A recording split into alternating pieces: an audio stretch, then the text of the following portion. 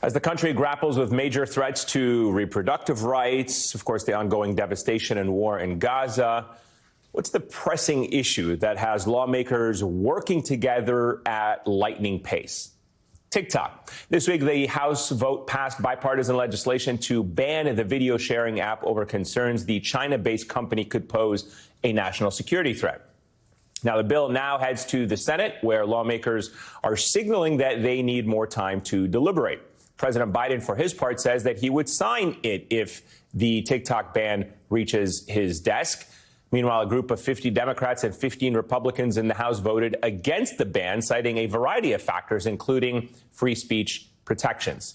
Congresswoman Sara Jacobs of California is one of those Democrats. She joins us now. Congresswoman, it's great to see you again. Thanks for coming back on the show. I got to ask you about the speed and the push to get this ban on TikTok as quickly as possible. I mean, it didn't just happen overnight. There's been growing momentum for it. But it is kind of interesting to see how quickly it has happened.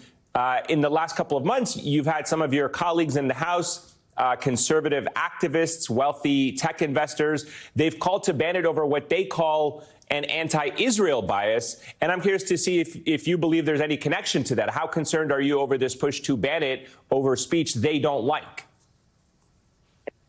Look, we got briefed on the threats, and I'm a member of the House Armed Services and the House Foreign Affairs Committee. So I will say there are very real threats of PRC information operations, especially as we get closer and closer to our election.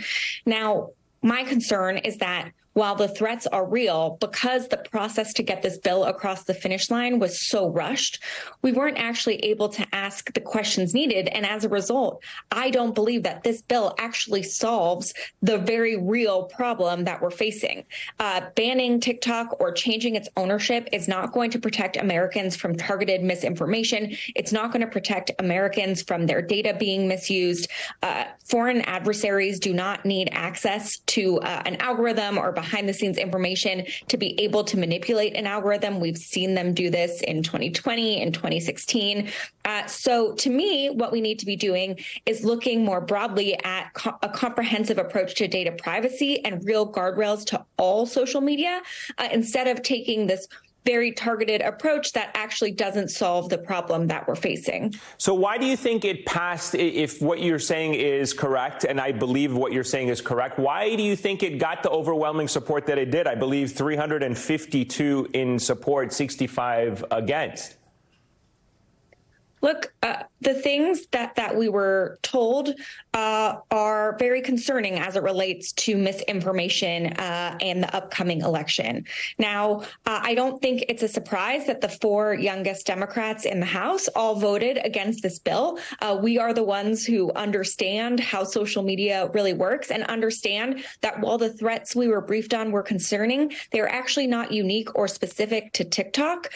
They are misinformation that is and propaganda that's happening across all social media platforms, and that we need to take a more comprehensive approach as we look at how to prevent foreign interference in our elections. There's also concern of the potential data sharing from TikTok. You've got both lawmakers and White House officials concerned that Beijing could use TikTok to gain access to Americans' data. TikTok has called these concerns baseless. Based on what you have seen, is that valid criticism? Do you think there is merit in this specific concern of accessing private American data?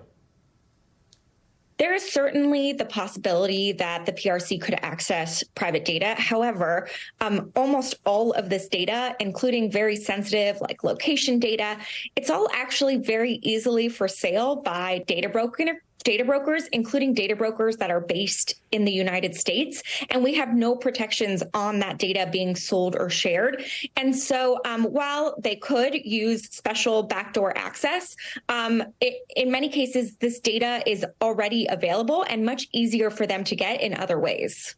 Let me ask you about this development, if you will, with the former Trump Treasury Secretary Steve Mnuchin getting into this mix, announcing he's putting together an investor group to try and buy TikTok if, in fact, the legislation ultimately passes. Senator Lindsey Graham has also said a conservative should buy it. Do you worry that we may see an Elon Musk-style takeover of TikTok, where you've got the two biggest arguably the two biggest social media platforms, TikTok and Twitter or X, being controlled not just by simply conservative personalities, but staunchly right-wing in the case of Elon Musk, perpetuating fake news, all kinds of other issues, and Steve Mnuchin, who served in the administration of former President Donald Trump? Does that at all concern you, that they would be effectively controlled by two conservative personalities, individuals, groups, what have it? Absolutely. I think that there are very real concerns over who might buy TikTok, whether it's someone who's very conservative or whether there are some antitrust issues in an already very consolidated social media space. And I think it's important to note that while right now we're talking about foreign adversaries and their ability to access this data, there's also very real concerns about Americans being able to access this data, right? We are seeing right-wing prosecutors trying to use this kind of data, location data, website search data, information from social media to prosecute people who are seeking abortions and those trying to help them. That it would be increasingly a worry as you potentially get, more states and more laws that are anti-abortion and criminalizing abortion. And so there are a lot of very real concerns. And that's why I think it's so important that we take a more holistic and comprehensive approach to looking at Americans' data privacy and guardrails for all social media sites. We almost have about 45 seconds left, and maybe this is a long-winded question, but should we be doing to social media companies owned by foreign governments or connected to, I should say, foreign governments, what those governments do to our social media companies? Meaning, if we don't have access to their markets, we should deny them access to our markets. Do we want to go down that road? Is that the right approach, you think?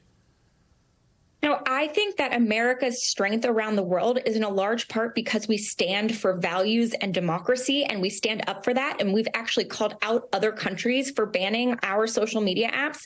And so I think the thing that makes us strongest is actually living those values and making sure that we are protecting democracy and freedom of speech around the world and here at home. All right, Congresswoman Sara Jacobs. Congresswoman, it's always a pleasure. Thank you so much for joining us. We're going to continue to follow this, and hopefully we'll continue the conversation with you as well. Thank you.